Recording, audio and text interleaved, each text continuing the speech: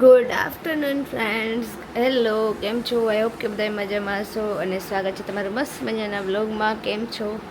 તો અત્યારે ભાઈ ગુડ આફ્ટરનૂનનો ટાઈમ થઈ ગયો હતો અને વ્લોગ શરૂઆત કર્યો છો બિકોઝ કેમ કે આજે છે ને મમ્મીની સવારમાં જ તબિયત બગડી ગઈ અને ત્યાર પછી એટલી દોડાદોડી થઈ ગઈ કે કેમેરો ઉપરના રૂમમાં પડ્યો હતો મારા, તો ત્યાંથી નીચે લેવા આવવાનો પણ ટાઈમ નહોતો અને સાથે સાથે રૂમ પણ આપણે સરખો નથી. તેઓ બધી વસ્તુ હજી હાલની તકમાં અસ્તવ્યસ્ત પડી છે.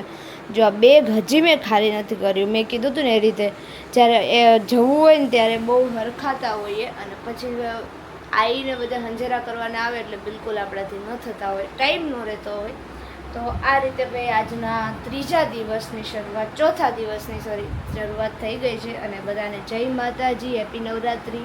તો અત્યારે તો બીજું કામ એ છે કે હેર વોશ કર્યું છે તો હવે એની અંદર આપણે સિરમ લગાવી દેવાનું અને પછી ભૂજ કાઢવાની. એ પણ નથી થયું. બપોરે મેં કેટલું બધું કામ કરતાં 10 મિનિટની અંદર મેં હેર વોશ કરી અને હવે આપણે થોડુંક હવે આ વાળની કેર કરવાનું ચાલુ કર્યું છે. તો વાળની કેર કરવાની રહી ગયું છે તો ચલો આપણે એ કરીએ. અને મમ્મીની તબિયત અત્યારે 90% સરસ થઈ ગઈ છે તો આપણે એને પણ મળી લઈએ. જો મમ્મીને સારું થઈ જાય ને એટલે મમ્મી છે ને મને કામ કરવા, તો મારું આ જો આ કોટી બનાવી છે ને તો કોટીમાં બધું ટાંકવાનું છે ને એનું કામ ચાલુ કરી દીધું છે. અને મમ્મીને હવે તબિયત કેવી મમ્મી? એકદમ સારી થઈ ગઈ ને? સારું થાય ને એટલે બધું હાથમાં લઈ લે પાછું. પછી હું ન ગમે, પછી મજા હોય ત્યારે સચ્ચે બેસવું ન ગમે, બોલવું ન ગમે. એટલે તો પછી મેં કીધું આજે મોડેકથી બધું કામ થશે. મારે કરવું હતું, હું આ બપોર કરવાની ઈચ્છા હતી પણ હા પણ એટલી ઊંઘ આવતી હતી કે વાત ન પૂછો. બધું એના ઉપર જ કામ હતું આજે. હા, ઊંઘ એટલી હતી, કામ તો વાંધો ન આવે પણ ઊંઘ એટલી આવતી હતી ને તે બધું કામ મૂકીને ઊંઘ કરી લીધી. જો આ નેન પોલિશ છે ને એ હું સગાઈ માટે લાવી હતી, જે હમણાં ગયા હતા ને અમે લોકોએ સગાઈમાં કરવા માટે. પણ ત્યાં સગાઈમાં નેન પોલિશ કરવાનો ટાઈમ ન રહ્યો, આવીને પણ ના રહ્યો અને આજે ફાઇનલી ટાઈમ રહ્યો. તો આજે મેં આ રેડ કલરની નેન પોલિશ કરી છે જે બધા કપડામાં ચાલે એટલા માટે હું રેડ લાવી છું આ વખતે.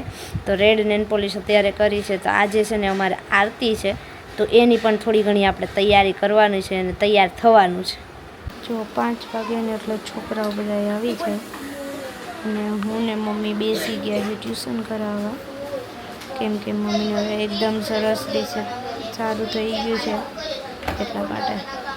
જો આજે અમારી આરતી છે ને એટલા માટે ગરબા ને એવું બધું લઈ આવ્યા છીએ. તો અહીંયા આપણે માતાજીની જે ચોક હોય ને ત્યાં છે ને 5 ગરબા આ રીતે મૂકે છે. તો 5 ગરબા આપણે ઘરે લઈ આવવાના અને પછી હવે આને શણગારી દીવો કરી અને પછી લઈ જવાના આરતી સાથે. તો અહીંયા આરતીની થાળી છે, ગરબા છે અને સાથે સાથે જો પ્રસાદીના 2 બાઉલ મેં તૈયાર કર્યા છે. પ્રસાદી હમણાં લેવા જવાની છે, ઓર્ડર આપી આવ્યા છીએ. અને આ જે ફૂલ છે અને હાર છે એ બધું પણ અલગ કરી દઈએ.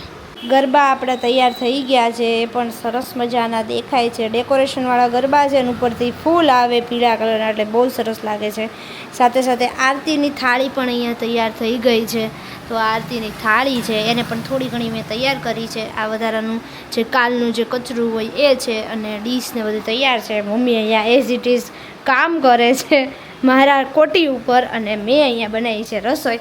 તો રસોઈમાં આજે બનાવવાની છે વઘારેલી ખીચડી. તો અમે વઘારેલી ખીચડી કઠોળવાળી બનાવીએ છીએ પણ આજે છે ને અચાનક ખીચડીનો પ્લાન બની ગયો છે તો કઠોળ કોઈ પણ એડ નથી કરવાનું, કેમ કે પલાળ્યું જ ન હોય તો કઠોળ આપણે એડ ન કરી શકીએ. તો આજે ભાઈ એમનેમ જ બનાવીશ. પણ આજે છે ને બધી દાળ છે, મગ છે એ બધું નાખીને કરવાની, બીજું કાંઈ નથી નાખવાનું. શાકભાજી આજે બીજું કંઈ છે નહીં એટલે ડુંગળી બટેકાનો જ વઘાર કરવાનો. તો અહીંયા મેં બધી મિક્સ દાળ છે થોડીક લીધી છે, મગ છે, મગની દાળ છે, પછી ચોખા અને તુવેર દાળ, આ બધી દાળ લીધી છે. અને પછી આમાંથી આપણે મસ્ત મજાની ખીચડી બનાવવાની છે. તો જો અહીંયા ખીચડીનો વઘાર થઈ ગયો છે, પછી ડુંગળી ચડે પછી આપણે બીજી બધી વસ્તુ એડ કરી દઈશું. અહીંયા જો આ ગરબાની એની તો તૈયારી ફૂલ થઈ જ ગઈ છે. સાથે સાથે અહીંયા અમે બધાય પણ તૈયાર થઈ ગયા છે. પપ્પા, કેવલભાઈ, ધવલ અને ધવલ જો આજે જબ્બો પહેર્યો. ધવલ બહુ મસ્ત લાગો છો, મેચિંગ કરવાનું. અને મમ્મીએ જો આજે ચણિયા ચોળી નથી પહેરી, એની જગ્યાએ એણે વળી આજે કુર્તી પહેરી છે કેમ કે તબિયત થોડીક લૂઝ હતી, ગરબા નથી ગાવા એટલા માટે. અને મારે પણ આજે જો મસ્ત એવી ચણિયાચોળી પહેરેલી છે, તમને બધાને બતાવું. મસ્ત મજાની નવી ચણિયાચોળી આજે પહેરી છે. અને કેમ બેસીલી છે? હા, મમ્મીએ સીવી છે અને મેં પહેરી છે પહેલી વહેલી. અને આ છે ને ગોળ ગોળ કરી એટલે બહુ બધું ઘેર છે. જો મસ્ત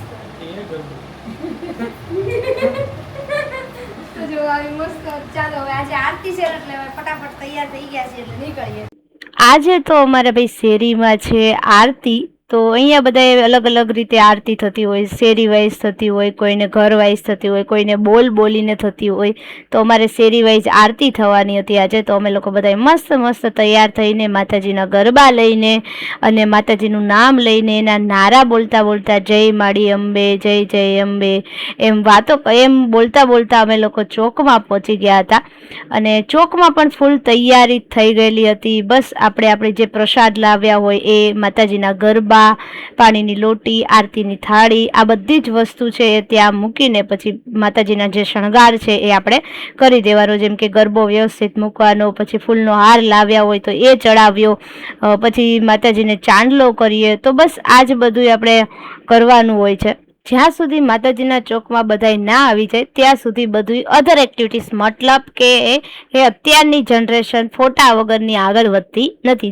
જેમાં હું પણ આવી જાઉં છું. હું કોઈને ટાર્ગેટ નથી કરતી, તો હું પણ એમાં આવી જાઉં તો બધાએ ફોટા બહુ પાડ્યા.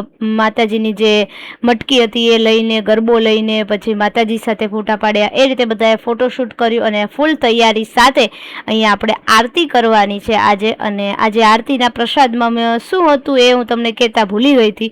અને જો કે મેં લાસ્ટમાં કીધું પણ છે. અને અત્યારે પ્રસાદીમાં હતી જલેબી. તો અમે લાસ્ટ યર જલેબી લીધી હતી તો અમને આમ સારું લાગ્યું કે ના, બધા સરખી રીતે પ્રસાદી ખાઈ શકે એવી પ્રસાદી આપણે લઈએ તો વધારે સારું એમ. માતાજી તો આપણે કહીએ ને કે ભાવના ભૂખ્યા ભગવાન હોય, એ રીતનું હોય છે. તો આપણે જ પ્રસાદી ખાવાની હોય તો આપણને ભાવે એવી આપણે પ્રસાદી લાવવાની હોય છે.